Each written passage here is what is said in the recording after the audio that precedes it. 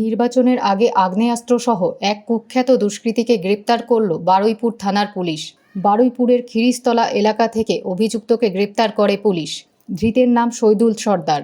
তার আসল বাড়ি জয়নগর থানা এলাকার চালতাবেড়িয়ায়। অভিযুক্ত মল্লিকপুর এলাকায় একটি বাড়ি ভাড়া নিয়ে থাকত বলে পুলিশ সূত্রে জানা গিয়েছে। তল্লাশি চালিয়ে ধৃতের কাছ থেকে একটি পাইপগান ও 6টি তাজা কার্তুজ উদ্ধার করে বারুইপুর থানার পুলিশ। ধৃতের বিরুদ্ধে বারুইপুর এবং জয়নগর থানায় মার্ডার, কিডন্যাপ, চুরি, ছিনতাই সহ একাধিক মামলা রয়েছে। অভিযুক্তকে আজই বারুইপুর মহকুমা আদালতে পেশ করা হবে। ধৃতকে নিজেদের হেফাজতে নেওয়ার আবেদন জানাবে পুলিশ।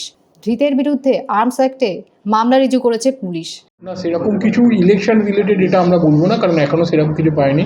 আর ইলেকশনের ব্যাপারে আমাদের জেলা পুলিশ যথেষ্ট সজাগ আছে। এসপি স্যারের নির্দেশে এবং অন্যান্য সুপারিনটেন্ডেন্টের নির্দেশ যারা আছে সেই অনুযায়ী আমরা রেগুলার এটা নিয়ে চেকিং করছি। আমাদের নাকা চেকিং চলছে, রেগুলার মনিটরিং চলছে।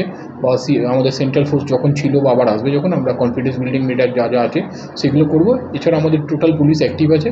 পাবলিকের কোঅপারেশন বা আপনারা কোঅপারেশন করলে আমরা যেমন যেমন করতে পারি আশা করি ভালো হবে।